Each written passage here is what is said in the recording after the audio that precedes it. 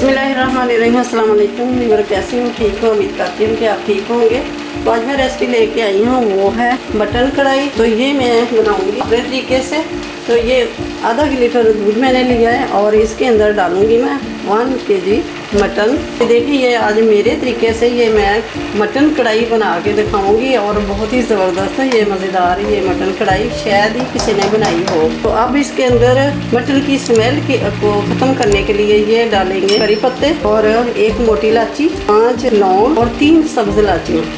1 teaspoon नमक डाल देंगे इनको साल्ट करने के लिए, बस और कोई चीज़ नहीं डालनी। इसको हल्की आंच पे इसको पकाना है 40 से 45 मिनट तक। इसको अच्छी तरह गले तक ये पका लेना है।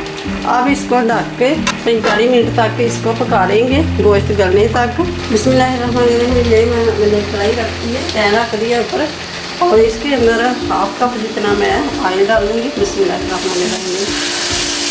अब ये डालेंगे प्याज। 2 दरमियाने साइज के मैंने प्याज लिए है और छोटा छोटा उसको मैंने काट लिया। प्याज को करेंगे हम फ्राई।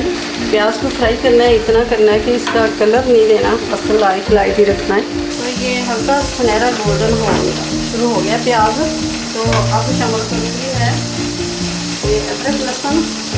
ये मैंने फ्रीज किया हुआ था, इसलिए ये मैंने इतना पेपर के अंदर डाला था। 1 मिनट इसको फ्राई करना है कि लहसुन अदरक का कच्चापन खत्म हो जाए। अब ये सिर्फ लाल टमाटर ये शामिल कर देंगे। 2 बड़े बड़े टमाटर मैंने लिए थे।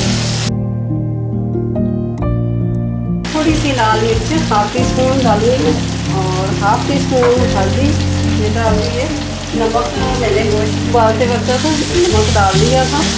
अब डालूंगी खुश्क धनिया 1/2 टीस्पून और 1 टीस्पून ज़ीरा पाउडर और ये थोड़ा सा पानी डालूंगी और ये मैं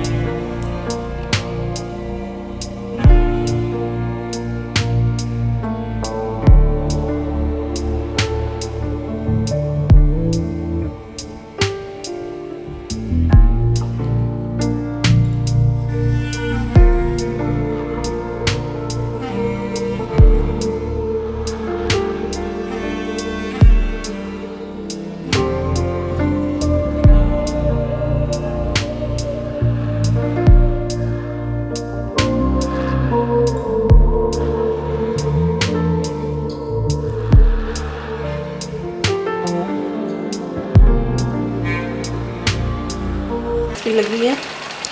तो अब ये मटन कढ़ाई हमारी तैयार हो गई है। तो बार बार कह रही हूँ कि चैनल को सब्सक्राइब करें, लाइक करें। मटन बीफ हर घर में है, इस तरह ही मटन भी बन सकता है, भी बन सकता है। मैंने मटन बनाया है, आप बीफ भी बना सकते हैं। तो ये बहुत ही ज़बरदस्त ये मज़े की रेसिपी है। आप खाएंगे तो उंगलियां चाटते रह जाएंगे और साथ ही प्लेटें भी चाट जाएंगे। तो वीडियो अच्छी लगे तो इसे लाइक करें, शेयर करें और चैनल को सब्सक्राइब करें। मिलते हैं फिर अगली वीडियो के साथ। अल्लाह हाफिज़।